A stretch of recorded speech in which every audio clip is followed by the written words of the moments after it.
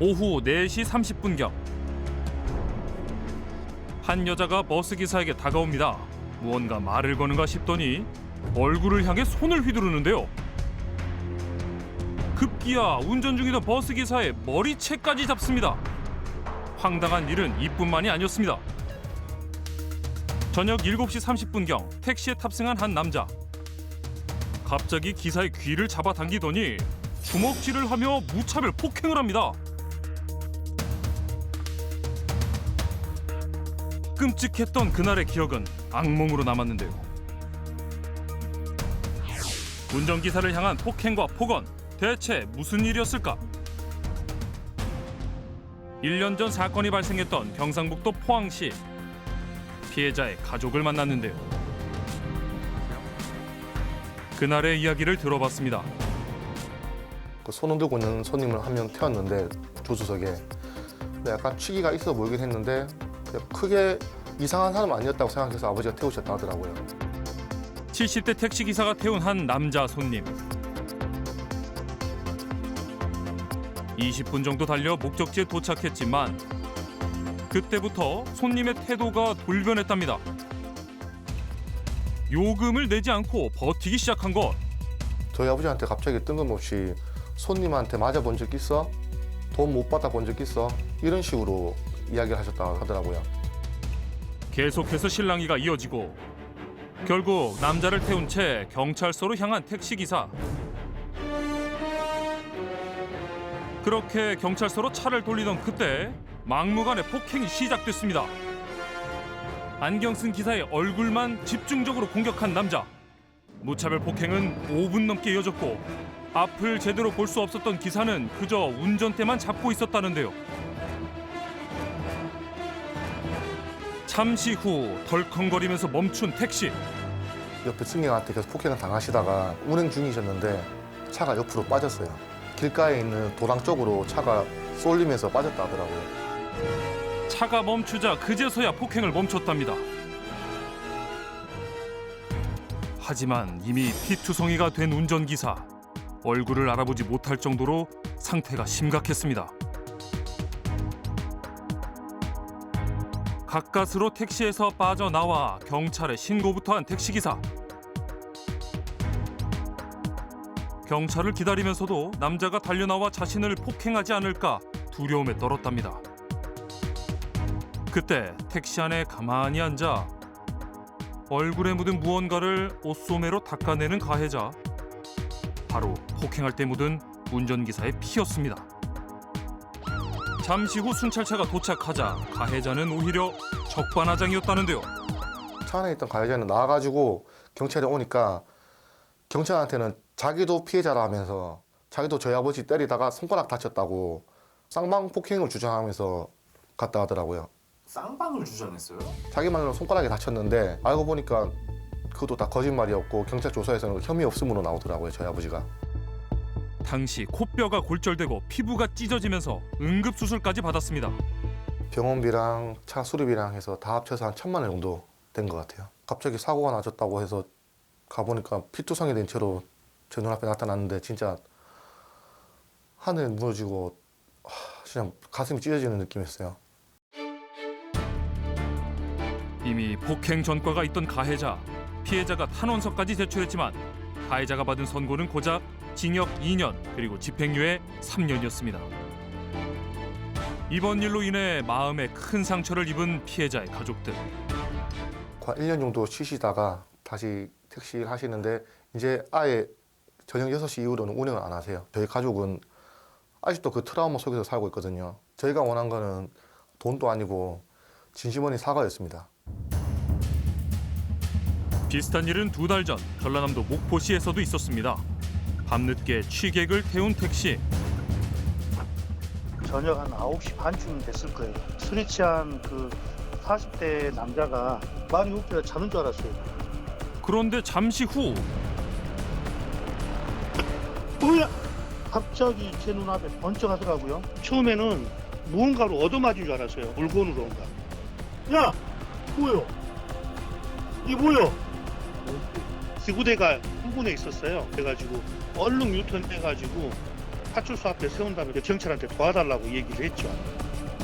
남자는 폭행 혐의로 현장에서 검거됐고 택시기사는 뇌진탕과 이명진단을 받으며 한 달가량 일도 못했다는데요. 검찰에서 약식 기소로 200만 원 해가지고 처벌받았다고 들었어요. 그 사람한테 뭐 어떠한 사과도 못 들었고 합의 자체도 없었죠.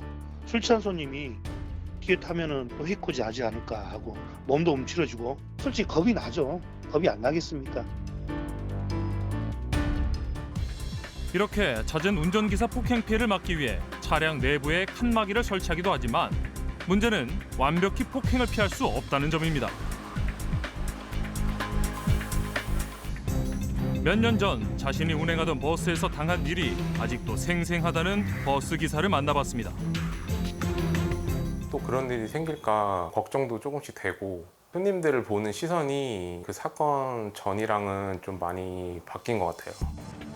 평소와 다름없었던 평범한 날 20대 여자 손님이 버스에 탑승했답니다. 표정이라든가 이런 이상해 보이는 점이 있었어요. 아니요, 전혀 가방 메고 그냥 평범하게 일반 시민분들이랑 똑같이 타셔서 잘 가셨어요. 운행한 지 한 40분 정도 지났나? 진짜 깜짝 놀랐어요. 여성분이 갑자기 달려서 내려오시더니 내려달라고 하시는 거예요. 내려주세요. 조기장이 아니라 나차를 못하십니다. 아 내려달라고. 반말과 함께 심한 욕을 퍼붓기 시작한 여자. 운전 중이던 기사에게 다가가 시비를 걸기 시작했습니다. 운전 중이던 기사의 얼굴을 향해 휘두른 손. 당시 퇴근 시간이 다가오면서 도로에는 많은 차들이 함께 달리고 있던 상황이었는데요. 위험천만한 행동에 주행 속도를 낮추고 112에 신고부터 한 운전기사. 그런데 여자는 또다시 다가오더니 이번에는 자신의 물건을 던집니다. 본인 버스 카드를 저한테 던지더라고요. 또 심지어 던졌다가 그걸 또 주워달라고 해가지고 아 진짜 제정신은 아니구나.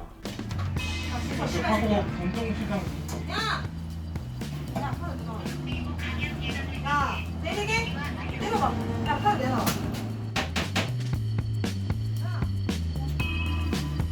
기사가 아무런 반응도 보이지 않자 급기야 가방에서 무언가를 꺼내 라이터로 불까지 붙였는데요. 여자가 입에 문 건 다름 아닌 담배.